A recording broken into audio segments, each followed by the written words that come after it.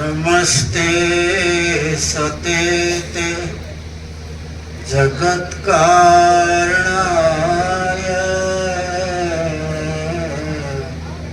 नमस्ते चिते सर्वलोकाश्रयाय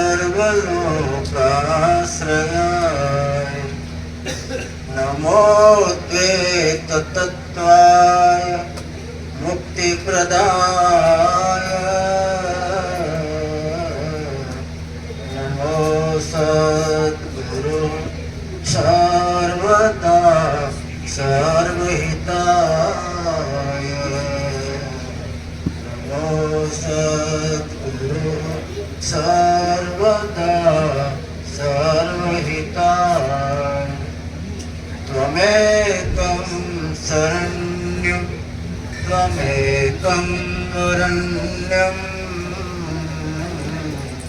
त्वमेकं जगत्पालकस्वरूपम् त्वमेकं सदा शक्ति संतापहारम्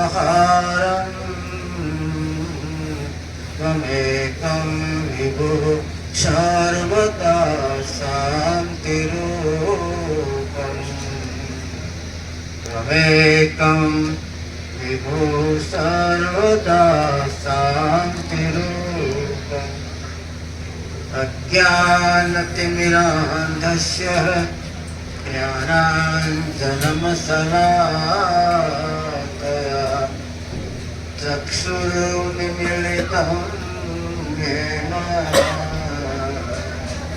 तस्मै श्रीगुरुवे नमः। नमामि सद्गुरुं देवं शक्तिधीश परात्परम् मायातीतं निर्विकल्पं ज्ञानगोतीतवागीशम् अखण्डमण्डलाकारं व्याप्तं येन चराचरम् तत्पदं दर्शितं येन तस्मै श्रीगुरुवे नमः। तस्मै श्रीगुरुवे नमः। धुन आने जो गगन की वो मेरा गुरुदेव धुन आने जो गगन की वो मेरा गुरुदेव वो मेरा गुरुदेव सेवा मैं करूँगा की वो मेरा गुरुदेव सेवा मैं करूँगा की शून्य सहज के माई अवस्था स्थिर जागी लगे न भूख प्यास जाय मन अंतर शुद्धम परम विवेक स्वरूप दीन पर दया विशुद्धम। परम वंदनीय सृष्टि संताप हरता पूज्यपाद सद्गुरु विश्वदानंद जी महाराज परम वंदनीय प्रातः स्मरणीय परम पूज्य सद्गुरु माता जी साहेब पधारे हुए संत समागम प्रदान करने वाले विभूषित तत्व साधक वृंद सज्जन महापुरुषों वडील वर्ग श्रद्धा मातृशक्ति भाइयों बहनों आज आप और हम यहाँ नारायण बाबा के मकान के प्रांगण में नहीं बैठे हैं। आज आप और हम सब हिमालय की चोटी पर जहाँ से गंगा निकलती है गोमुख से उस गोमुख की घाटी में आप हमसे विराजमान हैं। ऐसा इतिहास है। गोमुख के शिखर से गंगा निकली और वो हिमालय से उतर के सबको पवित्र करती गई, पवित्र करती गई, सबको जल देती गई, शीतलता प्रदान करती करती जाके समुद्र में मिल गई। वो गंगा टिकी नहीं, रुकी नहीं, गोमुख से प्रकट हुई, उस समुद्र में जाके विलीन हो गई। उसका नाम गंगा मिट गया। मीठी थी, सबका जल सिंचन करते करते आई, लेकिन वहां जाके समुद्र में खारी बन गई। उस गंगा से भी ज्यादा शीतलता देने वाले, दिशा भुगाने वाले वो गंगा यहाँ से निकली, इस पोड़ में से निकली। इस पोड़ में से जो ज्ञान गंगा निकली, इस पोड़ में से जो भक्ति गंगा निकली, उस गंगा का शिखर तो ये पोड़ है ना। और उसका उद्घाटन नारायण बाबा ने किया। ये महात्मा श्यामदास जी गुप्त में कौन से नाम का स्मरण करते हैं, कहां से मस्ती लाके अपने अंदर खुमारी बढ़ा रहे हैं। और मैंने भी श्यामदास जी के दर्शन किए हैं। उनका दिव्य स्वरूप वास्तव में खुमारी वाला होता था। आपकी भाषा में कम बोलने वाले, ओछा बोला, कम बोलने वाले, प्रेम प्रिय उसको ज्यादा पीने वाले, अपने आप में गहरे उतरने वाले और प्राणी मात्र का भला करने की सद्भावना रखने वाले ऐसे दिव्य पुरुषों को आज ढूंढने तो आंखें दृश्यित है। ऐसा महापुरुष नहीं मिलता। मैंने श्यामदास जी का संग किया है। बाल जी के शरणागति में नागौर के गुरुद्वारे में श्यामदास जी कोखने में रहा करते थे। बहुत लंबा चौड़ा जन संपर्क नहीं था उनका, अपनी गहराई में मस्त रहते थे और किया हुआ भक्ति का प्रभाव तो उनके चेहरे से प्रकट होता ही था। उस महापुरुष ने यहाँ अपना स्थल बनाया, साधना स्थली बनाया। इस गुफा को नारायण बाबा को प्रेम था साधु संत में, इसलिए उन्होंने प्रेम से प्रार्थना करके उनको यहाँ निवास करने के लिए कुछ दिन प्रार्थना की। और जब कहते सुगंध देने वाला, इत्र बेचने वाला आपकी गली से निकल जाए एक बार तो सारी गली में सुगंध सुगंध हो जाती है इत्र की, कोई लेख नहीं ले। गली से निकल गया मात्र तो उसकी पेटी में से सुगंध की लहरें निकलते हुए सारी गली में सुगंध हो जाती है मात्र निकलने से। और आपके यहाँ तो इस गुफा के अंदर, आपकी पोड़ के अंदर उस महापुरुष ने भजन किया है। कितने समय तक रहे यहाँ? लेकिन फिर इस पोल के बाद में यहाँ से वो ज्ञान गंगा निकली, यहाँ से भक्ति रस का सर्वित धारा का प्रवाह निकला। और कहते हैं सारी लीड़ी में नहीं, लेकिन आसपास के एरिया में भी सत्य नाम की ध्वनि, सत्य नाम का लहर का प्रभाव और सत्य नाम की खुमारी चारों तरफ फैली। मैं भी बहुत समय से आता हूँ यहाँ। जब आता हूँ तो मुझे ये बात याद आती है कि यहाँ जो भक्ति लहर की गंगा निकली है वो इसी कोल में से निकली है। तो हम जब निकलते हैं कभी तो किसी ने गाड़ी दे दिया तो गाड़ी में निकलता हूँ। पहले तो लामड़ा से चलते चलते मैं आता रहा। उस समय बाइक में तो नहीं थी ना आपके पास। लामड़ा से मेरे पास तो थैला होता था 5-10 किलो का, घसीटता मैं लामड़ा से यहाँ तक आता था। तो इस पोल के आगे खड़ा रहता 2 मिनट और उस महापुरुष को प्रणाम करता कि हे दिव्य महापुरुष, आप जहाँ विराजमान है वहाँ से ही आपकी दया की धार हम सब पे उतर रही है। और आज भी आपका प्रभाव वैसा का वैसा ही दिव्य है। आज वही सुख शांति इस गुफा के सामने, पोल के सामने खड़े रहने से हमको प्राप्त होती है। उसके बाद दूसरी बार रामद्वारा में जाके प्रणाम करता, जहाँ भाव जी विराजते थे।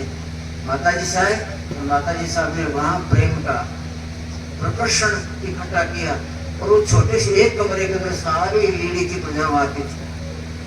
उसके बाद माता साहब की कृपा से आश्रम आपका बना।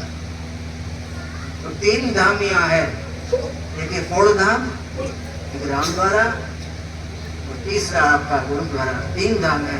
चौथा धाम नहीं तो बस समझता प्लॉट एक ले लो कहीं से मुझे मिले तो, लीड़ी के गांव में कोई कोने में जो कोना आपके गांव का नहीं हो, जहाँ आपकी लड़ियाँ नहीं बैठती हो, ऐसा कोई कोना हो तो वहाँ सारे प्रभु ले लूँगे। चौथा धाम तो हो जाए ना कि लीड़ी में 4 धाम है, सबका भटकना मिट जाए भाई। 4 धाम में भटक पटक के सब जो हैरान परेशान है। तो मैं चाहता हूँ कि 3 धाम तो पहले से निर्मित हैं और संचेष्ट हैं। यहाँ आते ही क्या मालूम बुद्धि शुद्धतम हो जाती है। माता जी के राम द्वार में जाते हैं तो वहाँ भी क्या मालूम क्या बरसता है ऊपर से, ठंडक ठंडक हो जाती है दिल में। और गुरुद्वारा का तो कहना ही क्या भाई, वो तो जीवन दाता जैसा है। लेकिन झाड़ू मारने वाला भी एक स्थान तो होना चाहिए ना। तो मेरी एक ही इच्छा है कि 4 धाम इस गांव के अंदर बन जाए, तो फिर कहीं भटकने अटकने की कोई आवश्यकता नहीं। 4 धामों में आपने चक्कर मार दिया तो ब्रह्मांड के धनी को प्रसन्न कर दिया। ऐसी दिव्यता इस काम में है। मैं 20 पहले आता रहा, वर्षों पहले, उस समय थोड़ा प्रचार कम था। अभी तो आपके घर घर में प्रचार में जहाँ जाता हूँ देखता हूँ कबीर साहब का फोटो, बाबजी का फोटो, माता साहब का फोटो, और हम सब जाते हैं तो हमको भी थाली वाली मिल जाती है। आज तो काफी प्रचार है, उस समय ऐसा प्रचार नहीं था, बीड़ी का प्रचार था। जहाँ जिसके घर के आगे जाओ तो 5 7 10 15 छोटा बना रहे बीड़ी पिया, क्या बोलते हैं उसको, पीछे का भाग, वो ठूठा में देखता था। मैंने कहा साधु संत आदमी तो फूलों कोई फूल बिछाता है और कोई आगे साफ सफाई थोड़ी कर देता है, इस गांव के अंदर यही सत्कार करने का तरीका है क्या? लेकिन उसमें बोलता ही नहीं था कि मुझे काम था यहाँ से।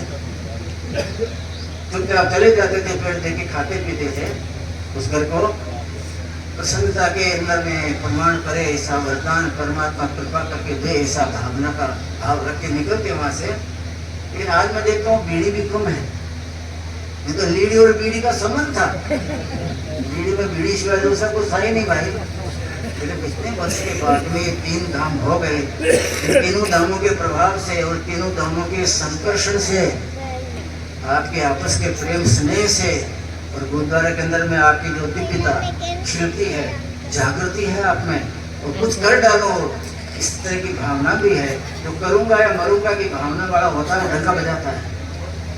तो आज मैं जहाँ देखता हूँ, मैंने आज किसी को बीड़ी पी दिया, इतने समय से आता हूँ गुरुद्वारा में भी, धाम में भी, घर में भी, और जहाँ घूमने जाते रात को झाड़ा माटी माता जाड़ की माता का दर्शन करने भी जाता हूँ शाम को। तो वहाँ भी 100-150 आदमी मेरे साथ होते हैं, तो उनको भी पीछे घूम के देखता हूँ कोई बीड़ी का प्रयोग कर रहा है क्या, लेकिन उसमें भी बीड़ी का प्रयोग नहीं होता है। आपको भी तो ऐसा लगता होगा कि बीड़ी कम हो गई, और शराब का तो पता नहीं कम हुई, कोशिश मुझे पता नहीं, क्योंकि कोई शराब के घर में गया नहीं, बीड़ी वाले के घर में बहुत गए। तो बीड़ी वाले के छोटे बहुत देखे, स्वागत हुआ है हमारा। लेकिन शराब करने वाला, शराबी पीने वाला भी तो मैंने कहीं यहाँ सुनता रहा कि लीड़ी में बीड़ी और शराब ये 2 वस्तुओं की मुख्यता है। लेकिन आज तो 3 धाम की मुख्यता है लीड़ी गांव के अंदर। ये तीनों धाम आपके गांव को चमका रहे हैं। और इस धामों के अंदर थोड़ा सा कोई आके श्वास ले लेता है तो उन महापुरुषों का भजन का प्रभाव, उस प्रभाव की धाराएं, वो ज्ञान बहरा, वो शाश्वत उस हवा में से आपके नाक में जाता है। अंदर में जाने के बाद दिल और दिमाग को अति प्रसन्न करता है, शांति मिलती है, ये मुझे पता लगता है ऐसा। तो धीरे धीरे प्रार्थना है कि अगर कोई शराब है गांव में, दूषण, तो दूषण कम हो जाए तो अच्छा है। अपने में तो कोई पीता हो तो भले ही होली दिवाली पी लेना, लेकिन रोज रोज मत पियो, थोड़ा कम कर दो। होली दिवाली तो करना ही पड़ता है ना, नियम है ना अपने। अरे बाप जी होली दिवाली नए कपड़े पहनते हैं तो कोई पागलपन नहीं करे, करिए नए कपड़े पहने होली दिवाली शराब भी पिए, लेकिन 365 दिन तो मत पियो। साल में 2-3 दिन पागल बन जाओ, लेकिन जिंदगी भर के लिए तो पागल मत बनिए। किसने छुट्टी दी इस नर्तकी का सत्यानाश करने के लिए? जिस नर्तन की महिमा सदग्रंथों में महात्माओं के मुख से, ऋषि मुनि महात्माओं के वर्तन से पता लगता था, वो नर्तन की महिमा को आप खूब जानते हो, सत्संगी हो। उसके बाद भी अगर किसी को छांट लगी है, अगर बूंद की छांट लगी है शराब की, तो आपका सब करा करा जीवन धूल के अंदर चला गया। धूल चाटी, सत्संग नहीं किया। शराब तो नहीं होनी चाहिए। एक भाई ने मुझे कहा था कि साहब मेरे घर चलिए, राबड़ी बनी है। जब शुरू में आता था, बोरी का थैला मेरे पास था, तब की बात करता हूँ, अब तो बैग है। अच्छा बस बात दिल्ली वाले लोग दिए हैं। उस समय थैला होता था बोरी नहीं समझते, बोरी का थैला। कभी इसको अगर मैं दबाऊं और दबाते दुखने लग जाए तो इस बगल में दबा लो। फिर कभी कभी सिर पे धर लो तो सुबह तो बड़े गाँव वाले क्या कहेगा, ये मजदूरी करने काम आया है कि क्या है ये। तो फिर मैं माथे से उतार लेता रहा। उस समय ये दशा थी। तो भाई उस समय बोला, तेरे 3 दिन साधु है कहीं से भटकता आता होगा, महाराज मेरे घर आज राबड़ी पीने आना। तो मैंने पूछा, भाई देखो मेरा नियम है, तुम्हारे आसपास में कोई, उसको तो कहूँगी शराबी है तो मार डाले बदमाश। मैंने कहा तुम्हारे आसपास में कोई शराबी तो नहीं है ना, तुम्हारे घर में आसपास में कोई शराबी का मकान हो तो भैया मैं उधर से निकलूंगा तो शराब की दुर्गंध आएगी तो मेरा कलेजा फट जाएगा।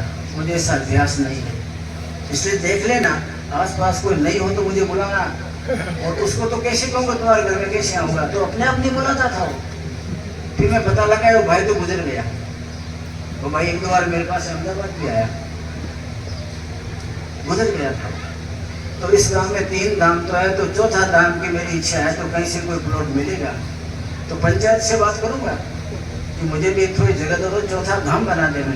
तो 4 धाम के अंदर से ज्ञान, वैराग, गुरु भक्ति और सेवा, ये चारों लहरें चारों धाम से निकले और आपका पूरा गांव इस तरह से आनंदमय बन जाए, पूरा गांव शिक्षा का केंद्र बन जाए, पूरा गांव मुक्ति का धाम बन जाए और मानव मात्र को जागृति देने का क्षेत्र बन जाए, ऐसा तो मैं चाहता हूँ। इसलिए यहाँ हमारे महापुरुषों ने भजन किया है, बाप जी ने भी यहाँ पदार्पण किया है, विश्वदानंद जी महाराज ने।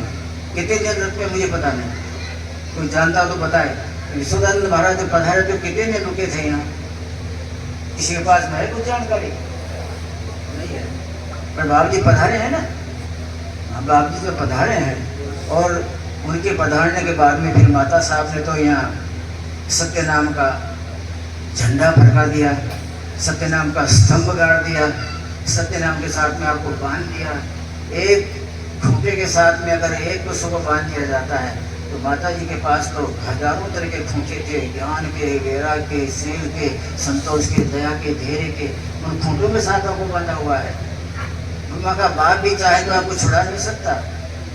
और उसी क्षेत्र के कारण से आप सब में आज भी संत मत के प्रति श्रद्धा है, आप सबको सद्भावना है, आप में जागृति भी है। लेकिन मात्र कृति नहीं है, जागृति मात्र काम नहीं करती, साथ कृति होनी चाहिए, करनी होनी चाहिए। हमारा जीवन अकरणीय है। सुनने की तो बहुत इच्छा रहती है, सुनने में बड़े पारंगत है हम लोग, करने में मामला गड़बड़ है, इसी मार खा जाते हैं।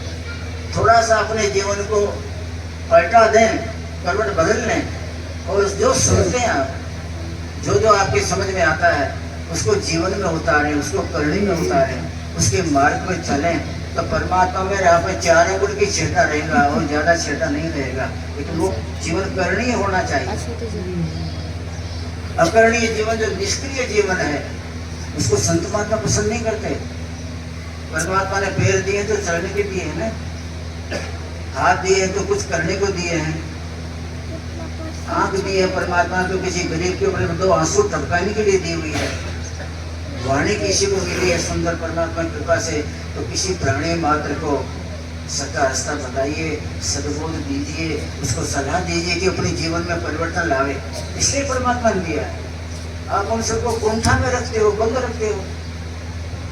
वाणी बंद है, आपकी आंख में आंसू नहीं है। परमात्मा कहते हैं मैं किसी धनी को पसंद नहीं करता। धनवान जाए कुएं में, क्या मालूम परमात्मा क्या कि धनी क्या करेगा। एक आंख का मटका मारने से, पुतले को बंद करने से संसार का प्रलय हो सकता है, और आंख का मटका खोलने से, पुतले को खोलने से संसार का सृजन हो जाता है। उस परमात्मा को आपके धन की क्या जरूरत है। परमात्मा का धन की कोई कमी नहीं। परमात्मा प्रेम का भूखा है। वैकुंठ का प्रेम नहीं है, क्षीर सागर है, शेषनाग का पलंग है, लक्ष्मी चरणों में पड़ी हुई है धन का भंडार, लेकिन वहाँ प्रेम नहीं है। प्रेम उसके पास होता है जिसका हृदय निर्मल हो। और प्राणी मात्र के लिए जिसके पास आंसू भरे हो आंखों में, जो आंसू का धनी है, वो परमात्मा की गोदी में बैठने वाला प्रथम पुत्र है। कभी किसी गरीब को, दीनहीन को देखते ही आपकी आंख में आंसू आ जाए, हृदय पसीज जाए, परमात्मा उसका नाम अपनी डायरी में लिखता है कि मेरा परम भक्त, मेरा ही सारा संसार बनाया हुआ है। प्राणी मात्र में मैं ही विराजमान हूँ, और किसी को दुखी देखता है तो इसकी आंख में आंसू बरसते हैं। इसका मतलब इसने मेरा अंश मान के अपने को ही मेरा अंश माना, दोनों भाई भाई हुए ना।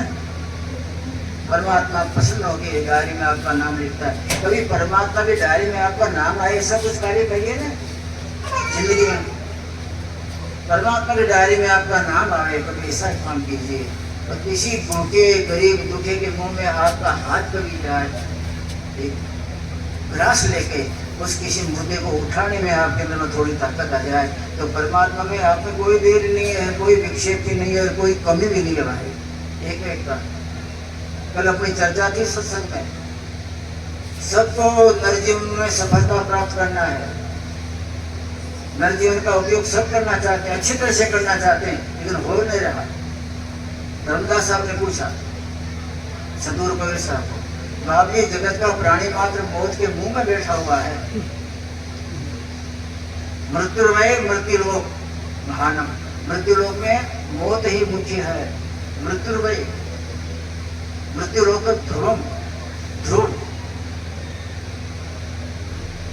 आगे पीछे नहीं होने वाला। ध्रुव अटल, मौत अटल है, और कोई वस्तु मृत्युलोक में अटल नहीं है। आपसे पुण्य बने न बने कोई नक्की नहीं, आपसे भक्ति बने न बने कोई नक्की नहीं, आप किसी गरीब को ऊंचा उठाओगे नहीं उठाओगे कोई नक्की नहीं, आप किसी दीनहीन को, किसी गरीब बच्चे को पुस्तकें देंगे कि नहीं कोई नक्की नहीं, लेकिन मौत तो नक्की। मृत्युर्वय मृत्युलोक ध्रुवम, इस लोक में मौत निश्चित है और समय भी निश्चित है। आप अपने जीवन की बोरी में जितनी बाजरी भरा के लाए हैं उतनी बाजरी बोई होगी तो उसके बाद राम बोलो भाई राम। आपकी इच्छा होगी भी तो जीना है मुझे, घर के काम से बाकी पड़े हैं वो सब पड़े रहेंगे, आपकी बाजरी पूरी हो गई। इस जीवन की कोठी में जितनी श्वासा गिना के आप लाए हैं वो श्वासा पूरी हो गई, उसके बाद में चला चली का मेला। अरे मेरी लड़की दरवाजे पे खड़ी है, आके बोड़ में आई, हे ब्रह्मा ये 2 श्वास और दे दो, लड़की से मिल लूंगा, लड़के के सिर पे हाथ घुमा दूं और फिर सर ये छूट गया तो कोई बात नहीं। लेकिन ब्रह्मा कहता है बच्चे तुम करोड़ जनों की संपत्ति भी अर्पण करो तो एक श्वास कोई बढ़ा नहीं सकता और एक श्वास कोई कम नहीं कर सकता। मौत तो तुम्हारी आ गई। लड़की चिल्लाती अरे बाबा बाबा बाबा की आंख में से कुछ निश्चित नहीं है। मृत्यु लोक में मौत निश्चित है। इस मौत निश्चित की नजर में आप हैं। आप 1 कदम चलते हैं तो मौत आपके पीछे 4 कदम चलती है। मत मानना कि मौत हमको नहीं देख रही है, मौत की नजर में हम नहीं है। आदमी 1 कदम चलता है तो यमराज उसके पीछे 4 कदम चलता है, नजदीक होता जाता है, नजदीक होता जाता है। वो जैसे बिल्कुल नजदीक आ गया, एक थप्पड़ मारी, ये पानी का बुलबुला फूट गया। कितनी देर लगती है ना। कोई निश्चित नहीं है। इसलिए पूछा कि जब नरदेह भी निश्चित नहीं है तो महान क्यों कहा गया। नरतन सबने कवनी मुदेहा, रामायण पढ़िए। नरतन सम नहीं कवनी उदेहा, जीव चराचर जाचत एहा, जीव चराचर जाचत एहा। सृष्टि के जितने जीव हैं चरो अचर वो सब नरदेह चाहते हैं। क्यों? तो नरतन समने कवनी उदेहा, कोई शरीर नरदेह जैसा नहीं है जिसमें साक्षात परमात्मा स्वयं विराजमान है, जगत का जगदीश विराजमान है। वो अचिंत पुरुष जिसके चिंतन में सारा संसार बना हुआ है वो आपके अंदर विराजमान है। इसलिए नरदेह की कीमत है। वो थोड़े समय के लिए आया हुआ है, वो थोड़े समय के लिए नहीं, ऐसी बात नहीं। जब से आप प्रकट हैं तब से आपके साथ हैं। कल अपनी चर्चा हुई थी, परमात्मा आपको भेजता है यहाँ तो बोलता है भगत तुम चिंता नहीं करना, मैं हरदम तुम्हारे साथ हूँ। मैं तुमको मृत्यु लोक में भेजता हूँ तो तुमको मैं छोड़ नहीं देता हूँ, तुम मेरी नजर में हो और मैं तुमको मिलता रहूंगा। भाई कल बात हुई थी अपने, मैं नर संसार में इस देह में तुमको रखा है तो मैं तेरी चिंता करूंगा, तेरा ध्यान करूंगा, मैं तेरा बाप हूँ ना, तुमको मिलता रहूंगा। लेकिन परमात्मा जब मिलने को आते हैं तो उस समय हम नहीं होते वहाँ, वो तो दिल मंदिर का मालिक है ना। वो कोई आपके खेत में बाड़ी में मिलने नहीं आता है। उसने जब आपको जीवन दिया है तो जीवन ही ये तत्व जो आपका हृदय मंदिर है, उसमें उसकी बैठक है। वो मिलने आता है तो आप दिल में तो नहीं होते, आप तो मामी के यहाँ होते, कभी मासी के यहाँ, बुआ के यहाँ, भतीजे के यहाँ, कभी अपने राग में, कभी भोग में, कभी शोक में। इस काले सिर के आदमी को कितने कितने तकलीफें मुश्किल यहाँ खड़े कर जाता अपने आप से, वहाँ नहीं होता। इसीलिए मच्छंदा नाथ जी ने कहा, गोरखनाथ तुम तीर्थ यात्रा करने जा रहा है ना, लेकिन मैं तेरे साथ रहूंगा, तू अपने साथ रहना, मैं तुमको छोड़ूंगा नहीं, क्या ध्यान रखूंगा। पर वो तो मिलने तुम्हें अपने साथ रहना। गोरखनाथ खड़ा हो गया, बाप जी क्या कहा कि तुम अपने साथ रहना? हाँ मैं ठीक कह रहा हूँ, तुम अपने साथ रहना। व्यक्ति अपने साथ नहीं होता। आप और हमें ना हमारे साथ कहाँ होते हैं, हम तो कहीं बिखरे पड़े होते हैं, हमारे साथ नहीं होते। यही हमारी सबसे बड़ी कमजोरी। आप अपने साथ में रहो ना तो जगत का जगदीश तुरंत ही आपको मिल जाए, लेकिन आप अपने साथ नहीं होते। आपको भटकने की है, आपको दुनिया के अंदर में चंचलता की वृद्धि में रहने का जीवन की कला आ गई है। इसलिए आकाश में, पाताल में, धरती में, 84 में, पुनि जन्म पुनि मरणम बड़ी अवस्था में सारा जीवन खत्म कर दिया। तो धर्मदास साहब ने पूछा, नरतन मिलहि न बारंबार, लोक शास्त्र और वेद पुकार। संतों ने, शास्त्रों ने, वेदों ने सबने नब्बे की कीमत किया हुआ, आपको मिला हुआ है, तो इसकी कीमत है, आपको मिल गया वो कीमती तत्व। तो इसी देह के अंदर में परमात्मा का मिलन होगा, इसी के अंदर में परमात्मा को समझने की आपके अंदर में युक्ति आएगी, और इसी तन के अंदर में जो कुछ भी आपको करना है उखाड़ पछाड़ इसी में होगा।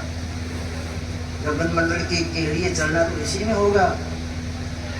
उसके लिए क्या करें, तो कल बात आई थी, दया करे धर्म चित राखे, जग से रहे उदासी हो, अपना सा दुख सबका समझे, अपना सा दुख सबका समझे, काहे मिले अविनाशी हो, सेवा करे धर्म चित राखे। धर्म के मार्ग पे चले और सेवा की भावना रखे। सेवा ही परमात्मा है। भज सेवायाम, भजन भी सेवा ही है। सेवा अपने की तो भजन हो गया। नारद जी ने भक्ति सूत्र में लिखा है, भज सेवायाम, हे व्यक्ति, हे प्राणियों, भजन ही सेवा है। सेवा कर ली आपने तो भजन हो गया।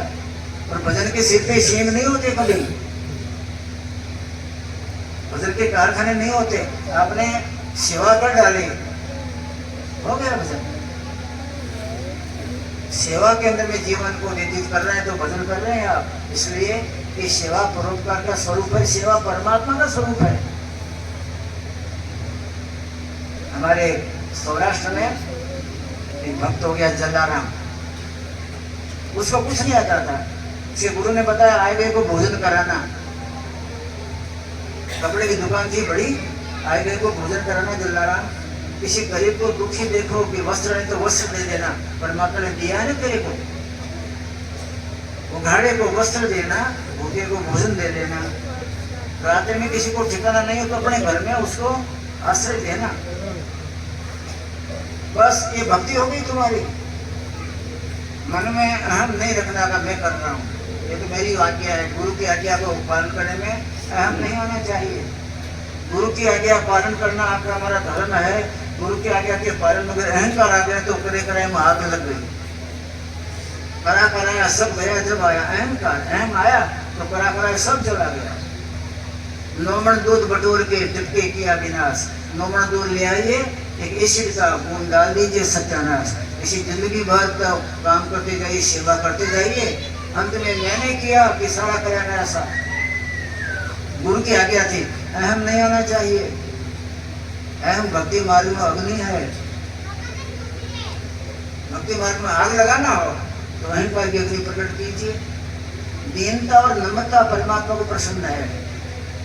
जगदीश कोई वस्तु से प्रसन्न होता है तो दीनता और नम्रता होनी चाहिए और प्राणी मात्र के प्रति दया का भाव रहे, सेवा भाव रहे। इससे बड़ी और कोई भक्ति जगत में आज तक पैदा नहीं हुई।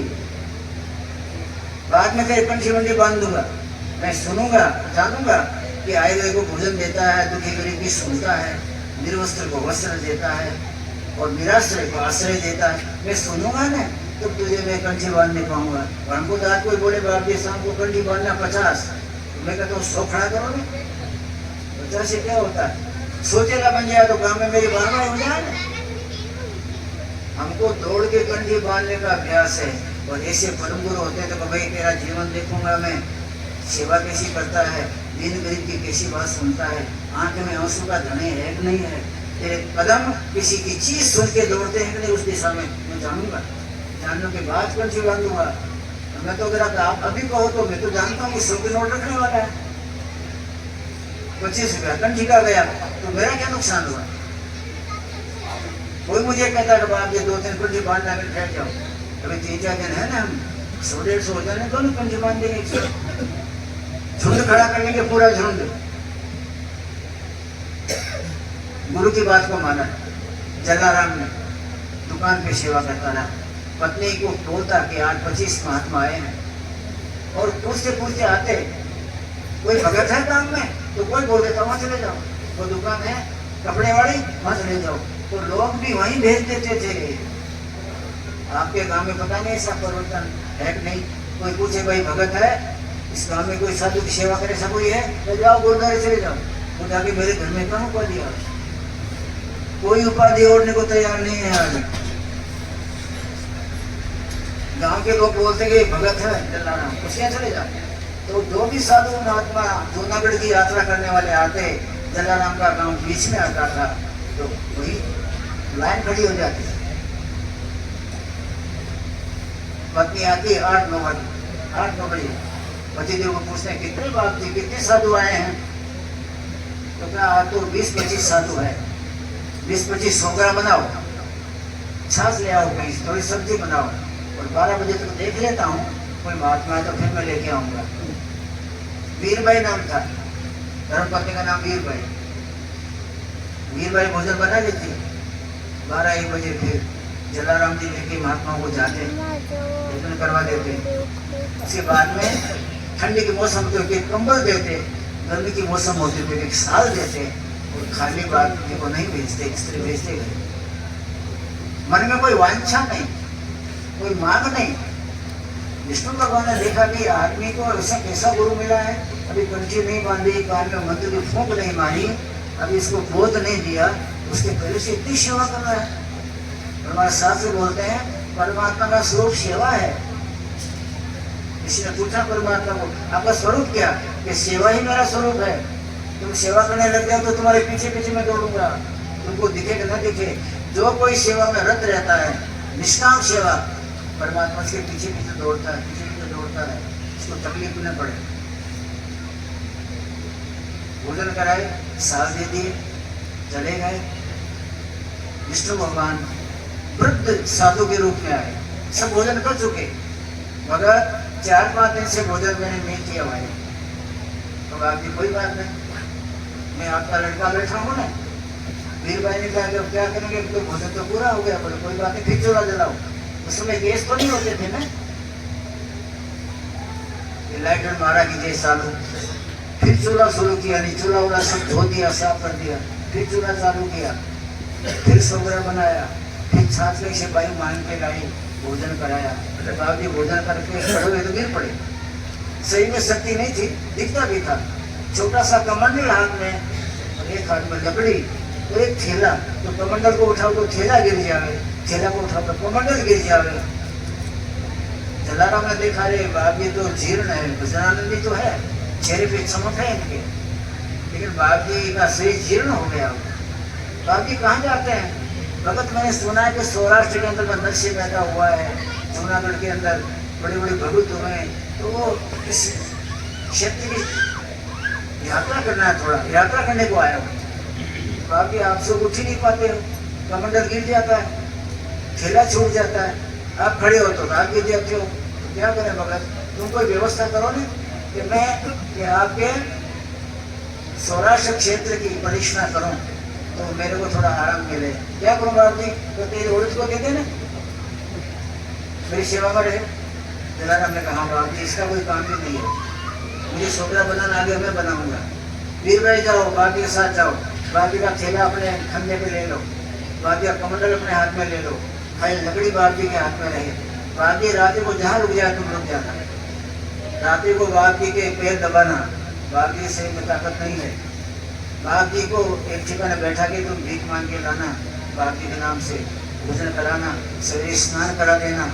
और देखो बाप जी कहे तब आना, बाप जी कहे बिना तुम आ गई तो मेरे घर में कोई ठिकाना नहीं है, घर में नहीं घुसने दूंगा। हमारे सौराष्ट्र में ऐसे भक्त हुए, पति को दे दिया, जाओ सेवा करो, ले जाओ। वीर भाई कंधे पे झोला चढ़ा के बाप जी का, एक हाथ में कमंडल, लकड़ी बाप जी के हाथ में, एक हाथ पकड़ा है वीर भाई ने, आगे आगे चलती है, भगवान पीछे चल रहे हैं, कभी गिर जाते हैं कभी खड़े हो जाते हैं, वीर भाई खड़ी रहती है। रात्रि को गांव के बाहर कोई तालाब हो, वहाँ बाप जी कहते मैं यहाँ रहूँगा, मुझे नहाने धोने का ठीक रहे। बाप जी स्नान कर लेते, स्नान करने के बाद में जो भीख मांग के बाप जी को भोजन कराती, रात को उनके पैर दबा देती, तेल मालिश कर देती, और वीर भाई उनके शरीर का छाया बन गई, छाया। 7-8 दिन हो गए तो कहा कि बहन अब तुम चली जाओ। अरे बाबू जी आपको इसे छोड़ के कैसे ले जाऊं, तुम खड़े नहीं हो सकते हो, अपना सामान नहीं उठा सकते हो, भीख मांग के मैं लाऊं तो खा सकते हो, ऐसे में छोड़ के कैसे चली जाऊं। नहीं नहीं तुम चले जाओ। मैं कहता हूँ कि नहीं तो मेरा पति घर में नहीं घुसने देगा, तुमको भेजना है तो तुम साथ आओ मेरे, और साथ आके तुम सौंपो मेरे पति को। उन्होंने कहा ये तो कैसे हो सकता, बहुत बार कहा तुम चले जाओ चले जाओ, बोले मैं जाऊंगी नहीं, मेरा पति सच्चे गुरु का शिष्य है, मेरा पति सच्चा भक्त है, साधु संत का सेवक है, आपकी दीनहीन दशा को देखा है उसने, उसके बाद मुझे भेजा है, मैं जाऊंगी तो नहीं, जाऊं तो मुझे घर में नहीं घुसने देगा। भगवान ने कहा कि अब क्या करूं, उधर लक्ष्मी हैरान परेशान करती समाचार भेज रही है, ये मृत्यु लोक का, ये हड्डी का मैं पुतला लेके जाऊं कहाँ, वहाँ कौन घुसने देगा इसको, मृत्यु लोक में तो बराबर है, लेकिन मेरे समय जाने का आ गया है, इसलिए बाई तो जा नहीं रही है, मैं इसके पति से मांग के लाया हूँ, तो क्या करूँ, इस बाई को लेके तो नहीं जा सकता मैं, और ये बाई मुझे छोड़ नहीं रही है। कहते हैं कि भगवान रात को 12 बजे वीर बाई थक गई थी, सोई थी, तो झोड़ी झंडा छोड़ के भग गई, चोर बने चोर। हमारे भारतवर्ष के भक्त लोगों ने परमात्मा को चोर भी बनाया है, चोरी करना सिखा दिया, चले गए। सवेरे वीर बाई खड़ी हुई तो बाप जी को नहीं देखा, अरे बाप जी कहाँ गए, बाप जी कहाँ गए, मेरा पति क्या करेगा, मुझे मार डालेगा। गांव में पता लगा भाई वो बूढ़े बाबा थे, वो कहाँ किसी ने देखा है, वो तो किसी ने नहीं देखा, हम तो नहीं जानते कौन बूढ़े बाबा, तालाब किनारे के हमको पता नहीं। वीर बाई 2 दिन बैठी रही रास्ता देखने के लिए, वो महाराज कहाँ गए, महाराज कहाँ गए। महाराज तो चोरी वाला स्वभाव था, चोर बन के भग गए, और वीर बाई वो कमंडल और वो डंडा उनका, वो डंडा और कमंडल लेके वीर बाई धीरे धीरे अपने पति के पास आई। जलाराम की आंख में तो क्रोध के आंसू, क्रोध की अग्नि झरने लग गई। तो कैसे आ गई तुम, मेरी बात तो सुनोगे कि नहीं, बात सुनो। फिर बताया कि वो देखो महात्मा नहीं था, जो आदमी को मैं हाथ पकड़ के उठाती थी वो तो रात को 12 बजे कहाँ चला गया, 12 कोस में मैं पता लगाया, वो महाराज कहीं नहीं है, वो कहीं का था वहीं चला गया। वो भगवान था, वो परीक्षा लेके आया था, अंत में चोर बन के भग गया। मृत्यु लोक के अंदर में इतने दयालु और इतने दानेश्वर मर हुए हैं कि उन दान की प्रक्रिया के आगे भगवान को चोर बन के भग जाना पड़ा, तो दान को स्वयं न कर पाए, पत्नी को दान में दे दिया। आज भी वीरपुर में कभी जाते हैं जूनागढ़, तो मैं वीरपुर जरूर जाता हूँ। आज भी वो भगवान का दिया हुआ कमंडल और लकड़ी 300 वर्ष पहले जलाराम को दे गए थे, आज उसने मंदिर में रख रखा है, तो कोई भी जाता उसको दर्शन कराता है।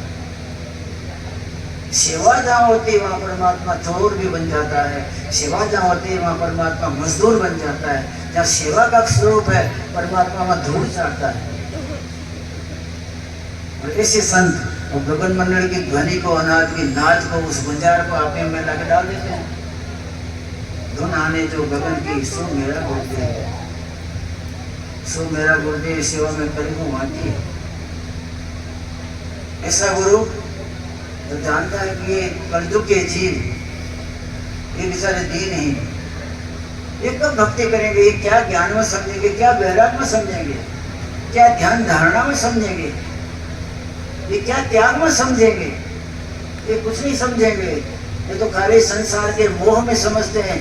मोह के कीचड़ में पड़ा पड़ा प्राणी जन्मता है और मोह के कीचड़ में ही मर जाता है।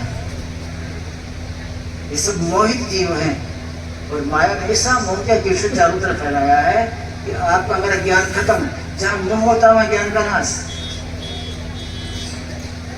क्रोध होता है शील का नाश, और जहां मोह होता है ज्ञान का नाश।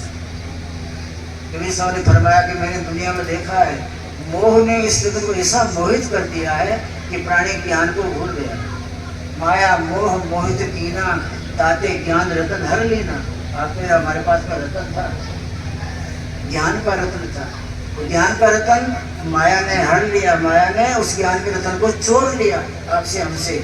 संतों ने देखा रे बेचारा तो दीन हो गया। परमात्मा जो आपको ज्ञान दिया था, परमात्मा जो आपको बुद्धि दी थी, विवेक, निर्णय करने वाली, सत्यासत्य का विवेक, वो सब माया ने छीन लिया और आपको हमको खाली कचरा बना दिया, कचरा फेंकने लायक।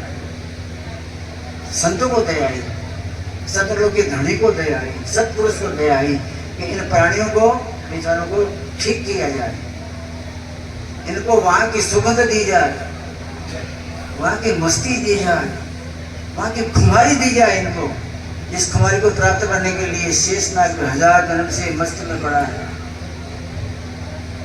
कबीर साहब ने फरमाया, ज्ञान रतन की गांठड़ी और खौल धरे मुझ माही, सेत में देत हूँ पण लेता कोई नाही। ज्ञान रतन की गांठड़ी, सत्पुरुष को ज्ञानी पुरुष कहा गया है। सतलोक के धाम का जो धनी है, सत्पुरुष ने उनको आज्ञा की, वहां के हंस को, हे ज्ञानी जाओ और मृत्यु के जीवों को जागृत करो। तो ज्ञान के रत्न लेके आए कबीर साहब। तो काशी नगरी में बोलते, भाई मैं तुमको ज्ञान सिखाता हूँ, निर्मल ज्ञान सिखाता हूँ, प्रपंच से छुड़ाना चाहता हूँ, मोह माया ममता के कीचड़ से तुमको निकालना चाहता हूँ, मेरा निर्मल ज्ञान प्राप्त करो। लेकिन कोई भी निर्मल ज्ञान का ग्राहक नहीं मिला कबीर साहब को। शेत में देता हूँ, कबीर साहब ने कहा मेरा निर्मल ज्ञान, अनुभूत ज्ञान, जिस ज्ञान के प्रकाश में जन्म जन्मांतर का अंधकार सत्यानाश को प्राप्त हो जाए, वो ज्ञान मैं देना चाहता हूँ। मैं लेता कोई ना है। काशी नगर में किसी ने नहीं लिया कि बाबी लाइए, आपका ज्ञान मेरे भट्ट में उतारिए, आपका ज्ञान मेरी बुद्धि में प्रवेश कराइए। कोई बंदा नहीं तैयार हुआ। अंत में कबीर साहब दुखी हो गए, कहते फिर काशी में नहीं रहे। जहां न समझ बूझ गज भाई, ना ही में रहनी हमारी। या कोई समझ बूझ नहीं है, मैं नहीं रहूंगा, ना ही में रहनी हमारी। अब मेरी यहाँ रहनी नहीं होगी। और काशी छोड़ के चले गए सीधे, कहाँ चले गए थे? काशी छोड़ के मगर में चले गए। क्यों चले गए? काशी में कोई ग्राहक नहीं मिला उनको। यहाँ दर्शन के काश ने खोल के धर दिए थे। कोई बंदा, कोई जागृत अवस्था वाला, कोई जागृत अवस्था वाला कोई मिला ही नहीं। सब कर्मकांड नहीं। आपके पिताजी को छतरी पहुंचा दे रहे, आपके बाप स्वर्ग में हैरान परेशान है, उनको जूते पहुंचा दे रहे, उनको कपड़े पहुंचाने वाले पंडित बहुत बैठ रहे हैं काशी में, गंगा नदी के ऊपर बहुत लुटेरे बैठे हुए हैं। कबीर साहब जैसा लुटेरा नहीं मिला, जिससे खुला लुटाया ज्ञान वैराग शील, ये ले जाओ, मैं तुम्हारे भले के लिए लुटा रहा हूँ। ज्ञान रतन की गांसड़ी खोल धरी बुझ माही, सेत में देर तो पर लेता कोई ना है। ऐसा ज्ञान कोई देने वाला महापुरुष मिले तो जीवन कुर्बान कर दो, तो जीवन धन्य है उसके लिए। इसी जीवन की सफलता के लिए हमको नरने मिली हुई है। बस सेवायाम तो 4 बात किया था, सेवा करे, धर्म चित राखे, घट में रहे उदासी, अपना सा दुख सबका समझे, ताही मिले अविनाशी। सीधी बात है मिलने की। इसमें सेवा की भाव की मुख्यता की चर्चा होती रही। सेवा आपसे बने तो ठीक, न बने कोई आगे सेवा ले लेगा तो भी छूट करना उसको, क्रोधित मत होइए। एक बुढ़िया माँ जंगल में रहती थी, उसका खेत था। अब गांव में से खेत में कब आ गए, तो खेत में झोपड़ी बना ली और वहां उसके 5-7-10 आम्र वृक्ष थे, आम के पेड़। जब आम्र वृक्ष में आम पक जाते तो बुढ़िया माँ धीरे धीरे जाके जो आम गिरता वो टोकरी में भर भर के अपनी झोपड़ी में रखती, दिन भर उसको इकट्ठा करती और दूसरे दिन फिर पास के गांव में जाके वो आम को बेच देती। उसे जो कुछ मिलता उससे अनाज पानी आटा नॉन मिर्च ला के खा लेती। सीधा साधा जीवन और साधन भी नहीं थे। एक भजनानंदी महात्मा 3-4 दिन से परमात्मा की मस्ती में विराजमान थे। परमात्मा की नजर में, उनकी दिव्य दृष्टि के अंदर में वो महात्मा आया हुआ था। आप और हम परमात्मा की दृष्टि में नहीं है, हम सृष्टि में तो हैं लेकिन दिव्य पुरुष की दृष्टि में नहीं है, ये हमारा बात। जितने लोग माता जी की दृष्टि में थे मैं जानता हूं, आप अपनी जीवन की क्रियाओं के प्रभाव से, आपके रहन सहन से, आपकी सरलता से, आपकी दिव्यता से उस संत की नजर में आ जाइए। एक बार उसकी नजर में आ गए तो आपका जीवन सफल, आपका डंका बच गया, आपकी ध्वजा फरक गई भाई। एक बार संत की दृष्टि में आप जब आ गए फिर सृष्टि का कोई भी तत्व आपको हैरान परेशान नहीं कर सकता, न काल न कर्म न माया न मोह। संत की दृष्टि में आ गया, साधु की दृष्टि में समा गया और साधु ने नजर में ले लिया जिसको, उसका बेड़ा पार। महात्मा परमात्मा की दृष्टि में थे। भजन करते करते परमात्मा की मस्ती में होते होते थोड़ा भान आया तो पता लगा रहे 6-7 दिन हो गए मैं तो भूखा हूँ, पेट में कुछ पड़ा नहीं है। महात्मा ने खड़े होने के बाद नजर की तो 1 किलोमीटर पर एक झोपड़ी दिखाई दी। महात्मा ने देखा झोपड़ी है तो कोई होगा, प्रार्थना करूंगा रोटी का टुकड़ा मिल जाएगा। इस शरीर में वो टुकड़ा डाल के और फिर उसके बाद में जाके फिर परमात्मा से ले, फिर उससे समझ। महात्मा चलते चलते है और कोई लेना देना नहीं, भूख थी पेट में कुछ डाल देना, ये भावना से नहीं। बुढ़िया माँ तो आम पीने को गई थी पेड़ के नीचे, झोपड़ी के आगे वो टट्टी लगाई हुई थी तो ताकि वो देखा बोल के अंदर कोई नहीं था। अब महात्मा के तो खड्डा पड़ गया, नहीं रुक सकते थे। पोखरी के बीच में वहाँ आम देखे कि आम का ढेर पड़ा है, कहा कोई है तो नहीं, लेकिन मैं चोरी करने नहीं आया, मैं लेके नहीं जाऊंगा, मैं क्षुधा पूर्ति के लिए 1-2 आम खा लूंगा बस। उन्होंने 2 आम खा लिए, वहाँ चूस लिया अच्छी तरह, ऊपर का छिलका भी खा लिया। गुठली छोड़ के और महात्मा बाहर निकले कि बुढ़िया माँ टोकरा लेके आती थी सामने से। बुढ़िया ने देखा रही मैं कुटिया में होके आया है आदमी, चोरी करने आया होगा, चोर पर इसके हाथ में तो कुछ है नहीं, इसने कोई चोरी तो नहीं की। ए महाराज खड़े रहो, मैं देखो तो सही क्या किया। खोला तो देखा कि वहां तो आम गुठलियां पड़ी है 2। महाराज आपने आम खा लिए? क्या मैं क्या करूं, मैं 7-8 दिन का भूखा रहा।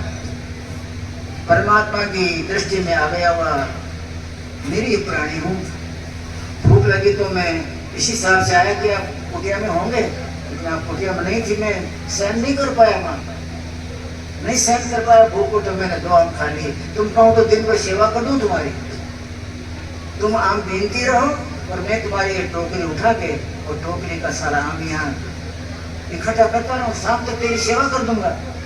तो समझ गए कि सच्चा आदमी है ये, बनावटी साधु नहीं। कहना नहीं बाप जी कोई बात नहीं, आपने खा लिए तो, लेकिन मैं आपसे सेवा तो नहीं कराऊंगी, आप जाइए परमात्मा की सेवा करिए। बाप जी वापिस चले गए। बुढ़िया माँ रात भर विचार करती रही कि देखो मेरी खुली कुटिया, उसमें एक आदमी आया भूखा, उसने मात्र भूख थी उतने 2 आम खाए, 2 आम में तो भूख 7 दिन की कहाँ पूरी हुई, लेकिन थोड़े प्राणों में संबल आया ना तो महात्मा बाहर निकल गए। ऐसे महात्मा भी आज हमारे भारत में है, उसको ऐसी दिव्यता महात्मा के ऊपर जगी। उधर महात्मा का समय पूरा हो गया, शरीर छूट गया बाप जी का, इधर माता जी का छूट गया, इसका भी समय आ गया। जब धर्मराजा के दरबार में माता जी पहुंची तो कहा गया माता तुमने कभी जिंदगी में कोई दान पुण्य तो किया नहीं, कोई दुरू नेरी गरीब को कुछ दिया लिया तो नहीं, लेकिन तुम्हारे घर में एक जबरदस्ती एक महात्मा आए और जबरदस्ती आने के बाद में 2 आम खा लिए, तो तुमने उनको कुछ कहा नहीं कि बाप जी कोई बात नहीं खा लिए, तो भूख है नहीं आपको, खा ली कोई बात नहीं। तो आम तुमने उस महात्मा को समझो न कि सेवा में दिए, महात्मा खा के चला गया। उस महात्मा ने जाने के बाद में परमात्मा का भजन किया, अपनी जात को परमात्मा के साथ जोड़ने के बाद जगत के जगदीश्वर का ज्ञान वैराग अपने में उतारने के बाद में, हे परमात्मा मैंने मेरी जिंदगी में तो ज्ञान वैराग शील संतोष अर्जन किया है, वो प्राणी मात्र के भले के लिए छोड़ के जाता हूँ। महात्मा लोग भजन करने के बाद अपना भजन लेके साथ नहीं चले जाते, कृष्ण बांट के या छोड़ के आप हम सब के लिए चले जाते हैं। ये संसार के प्राणियों, ये भाग्य फूटे हो, तुम तुम्हारी जिंदगी में कुछ नहीं कर पाओगे। दया दीनता, चलो हमारा भजन आप तुमको लेके चले जाते हैं, मेरे भजन के प्रताप से सब सुखी हो जाओ, सब सुखी हो जाओ, तुम्हारी बुद्धि निर्मल हो जाए, इस भाव से सब छोड़ के चले जाते हैं। महात्मा ने सारा ज्ञान सारा भक्ति का भंडार छोड़ दिया जगत के प्राणी मात्र के लिए। अष्टावक्री जब गए जनक राजा के पास, जनक ने समझा 10,000 तो मेरे जेल में है बंद। 10,000 के बाद में 1 नंबर वाला फिर ऊपर आया, ये भीख मांगने को आया। उसके अंदर भाव को समझ गए अष्टावक्री, राजन मैं भीख मांगने नहीं आया हूँ, मैं तुम्हारे फूटे हुए भाग को सांधने को आया हूँ, तेरे फूटे भाग को मैं जोड़ने को आया हूँ। मैं साधु हूँ, साधु संसार के प्राणियों के फूटे भाग को जोड़ने को आता है, साधु आपसे भीख लेने को नहीं आता।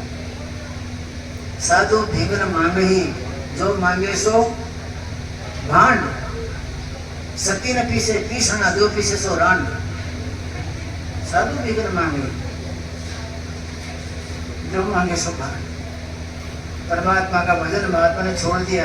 ये परमात्मा इस जगत के ऐसे प्राणी जो बेचारे भाग्य फूटे हुए हैं, क्या भजन करेंगे, उनके लिए छोड़ देता हूँ। उनको सद्बुद्धि दीजिए, वो भजन के मार्ग को चलें, सत्य को समझें और आपको मीठा करें, ऐसा जीवन उनको दीजिए। ऐसा भाव से महात्मा ने नहीं छोड़ दिए। धर्मराजा ने कहा, बुढ़िया माँ तुम्हारा 2 आम खाने के बाद महात्मा ने भजन किया, और भजन करने के बाद भजन की लहरों को जगत के प्राणियों के भले के लिए छोड़ के चले गए। तुमने बड़ा पुण्य किया है, 2 घंटे के लिए तुमको पुण्य मिलेगा, लेकिन तुमने उन महात्मा को कुछ बुरा भी नहीं कहा। महात्मा को बुरा नहीं कहा, फिर महात्मा किसे समझ किया गया। महात्मा ने कहा मेरे प्राण बचाए बुढ़िया ने, तो ये बुढ़िया माँ की झोपड़ी में आमले होते मेरे प्राण भी नहीं जाते, इसने मुझे प्राण दिया। मैंने बुढ़िया के घर के 2 आम खाए, धर्मराजा बुढ़िया ने मुझे प्राण दान दिए हैं, प्राण दान, इसलिए इसको तो मेरे से भी ऊपर की कक्षा देनी चाहिए।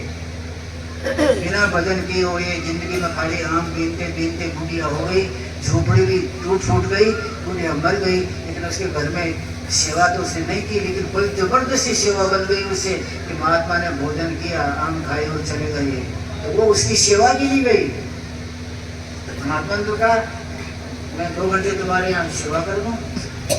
अगर माताओं तुम्हारे घर में भी कोई हमारे जैसा टूटा घुस जाए, तुम्हारी हाजिर होवे न होवे और तुम्हारा सोगरा तो नहीं खा के चला जाए, तो उसको सेवा मानना, तुम्हारा भी वहाँ डंका बजेगा। किसी दिल को दुखी मत करना। महाराज भीमनाथ का खूंटे जैसा घूम रहे हो, शर्म नहीं आती? जाओ हमारे खेत में कपास का काम करो, 500 रुपया देंगे। खाली बस में रमा लिया, भगवान भेष पहन लिया और शिवम करते करते भीख मांग रहे हो। किसी को गोद मत दीजिए आप, क्योंकि आप में हमारे में भी कहाँ गोद है। गोद देने वाला जगतपति किसी से गोद दिलवाएगा।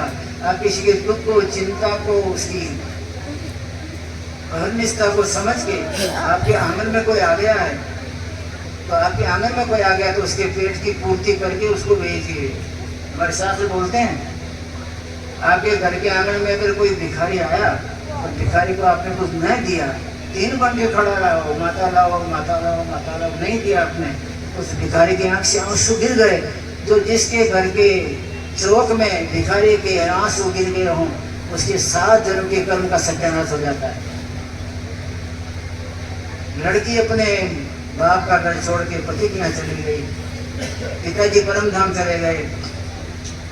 रक्षाबंधन का समय आया, लड़की रक्षा के लिए राखी लेके आई और आने के बाद देखती है कि घर के दरवाजे बंद हैं।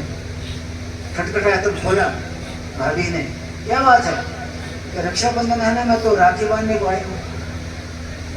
भैया कहाँ है? तो भैया कोई थोड़ी पागल है, वो काम में लगा हुआ है, वो तो खेत में गया हुआ है। भैया आवे तो मिलने को आना।